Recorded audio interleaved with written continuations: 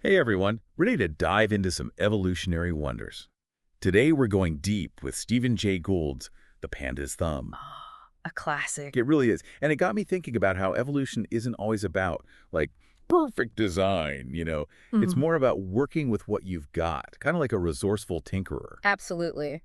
That's a great way to put it. Evolution is all about adaptation, right? It's Yeah, not about reaching some ideal state, but about making the most of existing structures to solve problems and thrive in different environments. exactly. And a perfect example of that is, well, the panda's thumb. Yeah. We humans tend to think of opposable thumbs as, like, our big evolutionary win. Yeah, essential for tool use, dexterity. Right. But pandas, they have a pretty specific diet, right? Bamboo. Yeah. So they needed a way to handle those tough stalks. And guess what evolution came up with? Well, a thumb on sorts, right? But here's the thing. It's not a true thumb at all. Wait, what? So it's not like ours. Nope, it's actually an enlarged wrist bone called the radial sesamoid. Over time, this bone, it basically became elongated, and the muscles around it adapted to use this new structure. So evolution basically said, okay, wrist bone, you're a thumb now, get to work. That's amazing. But why would that happen? Is it all because of their bamboo diet? Most likely, yeah.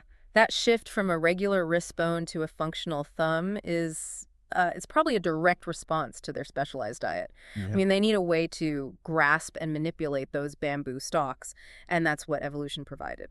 It's like evolution saw a problem and said, hey, I've got just the thing. A slightly modified wrist bone ought to do the trick. Haha, exactly, and it works. It really does. And, it reminds me of what Darwin observed in orchids. Remember how they have those crazy elaborate structures for pollination? Oh, yeah, those are incredible. So complex and specialized. But they all came from, like, modifications of pre-existing flower parts, right? Exactly.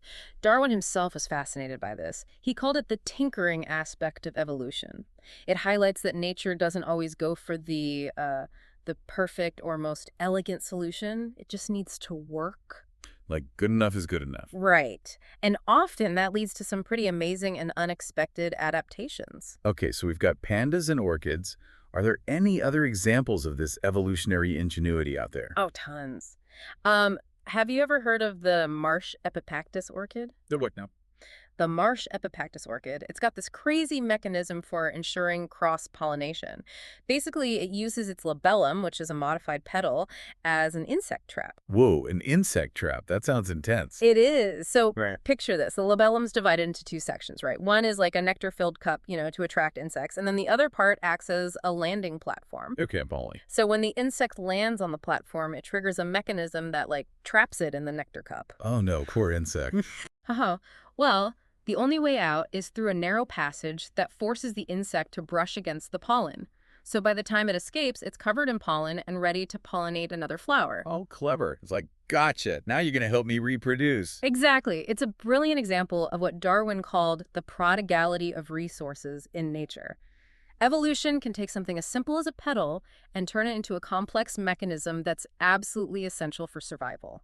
So evolution might be a tinkerer, but it's definitely a genius one. Yeah. It's mind-blowing to think about how evolution takes these simple things and turns them into, like, these incredible adaptations, like that orchid. But what about us? What's our big evolutionary claim to fame? The thing that really sets humans apart. I bet a lot of people would say it's our big brains, right? That's definitely been the traditional view. Yeah, for sure. But new discoveries and all this molecular evidence are kind of challenging that idea. Hmm. For a long time, the thought was that bigger brains and walking upright went hand in hand. Like, maybe brains were leading the way. Yeah, makes sense. But it's becoming clear that might not be the whole story. Okay, so what is the story then? Where do we even begin with that? Well, we've got to go back to a pretty famous fossil discovery. Lucy. Officially she's Australopithecus afarensis, lived almost 4 million years ago, and her bones, they tell a pretty fascinating story. Oh yeah, Lucy. I remember learning about her. She's kind of a big deal, right? She is, and for good reason. The thing is, her pelvis and leg bones, they clearly show she walked upright, just like us today. Oh, wow. So you might think, okay, so what? But get this, it pushes the whole timeline for bipedalism way back, further than we thought. So, like, our ancestors were walking around on two legs millions of years earlier than we thought? That changes things. But wait, how do we even know, like, for sure about the timing of all that? That's where the molecular clock comes in. It's a way to use genetic differences, between species to figure out when they split from a common ancestor. And the wild part is humans and African apes. Incredibly similar genetically. Wait, hold on. So you're telling me that with all the obvious differences between us and, like, a chimpanzee, genetically we're actually pretty close? Exactly. The molecular clock, it suggests that we split from a common ancestor only about 5 to 6 million years ago. Not that long ago in the grand scheme of things. Wow. That's way less time than I would have guessed. So where does Lucy fit in with all of this? Okay, so think about it. Lucy's age, the fact that she walked upright, and then what the molecular clock tells us. It all kind of comes together to suggest something pretty big. Walking upright, not brain size, might have been the real turning point for human evolution. It happened earlier than we thought, and it definitely required way more change to our bodies than just getting bigger brains. Hold on. So our big brains might not be the reason we evolved the way we did. Like walking upright was the real game changer. Yeah, exactly. I mean, think about walking upright. It's a total overhaul of our anatomy, especially the pelvis, legs, feet. It's a huge difference from our quadrupedal ancestors. I see what you mean. Yeah. But we still ended up with these massive brains. So if that wasn't the main driver, how did that happen? That's the question, right? And it leads to this really interesting concept, neoteny.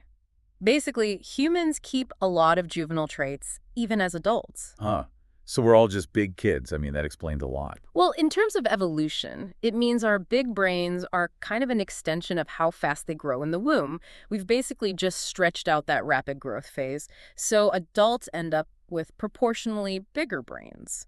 And that happened along with a bunch of other neotenous features like, less body hair, the shape of our skulls. So our big brains weren't this like sudden, huge leap forward. It was more like just continuing what was already happening. Exactly. Doesn't mean they're not important, of course. Our brains let us have this conversation, do all the incredible things humans can do. But the point is, evolving bigger brains was kind of simple compared to the monumental shift of standing upright. It's like our brains are the icing on the cake, but walking upright was actually baking the cake. Haha. That's a great way to put it. And the amazing part, this relatively simple change in brain size led to huge differences in what we can do.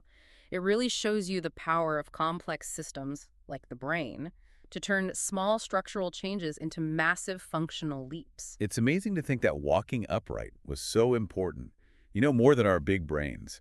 It really makes you see human evolution differently. It definitely flips the script a bit, right? It shows us that evolution, it's not always about going from A to B, Oh, yeah.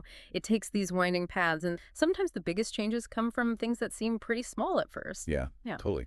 So if walking upright was this huge change for our ancestors, why did they do it? What was so good about it that made it worth all those anatomical challenges? That's the million-dollar question. And honestly, scientists are still trying to figure it out, but there are some pretty solid theories out there. One big one is that, well, standing up freed our hands, right? So suddenly you can carry food tools, maybe even babies more easily. Oh, yeah, that makes a lot of sense. Yeah. Like you suddenly have an extra set of limbs just for carrying things. Exactly. And think about it. If resources were becoming more spread out, maybe because the environment was changing, being able to carry stuff over longer distances would be a huge advantage. Makes sense. What else? Another idea is about body temperature. You know how our ancestors were moving into more open grasslands in Africa? Standing upright actually exposes less of your body to the sun, so maybe it helped them stay cooler and save energy. Oh, like a built-in sunshade. Haha, pretty much. Yeah. And then there's the social side of things. Some scientists think that standing up made it easier to communicate. Showing emotions and tensions. It's hard to do all that when you're on all fours.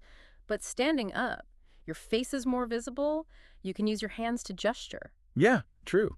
It's like walking upright opened up this whole new world of communication. Yeah. Maybe it even led to more complex social structures and behaviors. Exactly, it's all connected. But the truth is there's probably not one single reason why our ancestors started walking upright.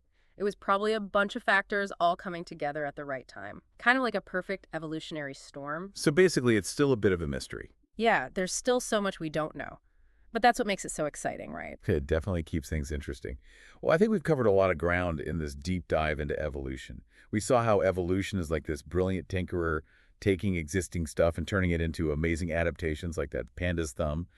And then for us humans, it turns out that walking upright was this massive evolutionary leap, way bigger than we usually give it credit for. And it set the stage for all the things that make us human, like our big brains. It really makes you appreciate that evolution isn't about reaching perfection, It's about finding solutions that work. It's about adapting to whatever life throws at you. And sometimes those solutions lead to incredible transformations. This has been so eye-opening. I feel like I have a whole new understanding of evolution. Thanks for taking us on this journey. Happy to do it. It's always fun to explore these big questions and marvel at the wonders of the natural world. That's what it's all about, right? Absolutely. And for our listeners, if you want to learn more about all of this, definitely check out Stephen Jay Gould's The Panda's Thumb. It's a classic for a reason, full of amazing insights and stories about the history of life on Earth. It'll make you think about evolution in a whole new way. And that's it for this deep dive. Thanks for joining us. Keep exploring, keep questioning, and keep those brains buzzing.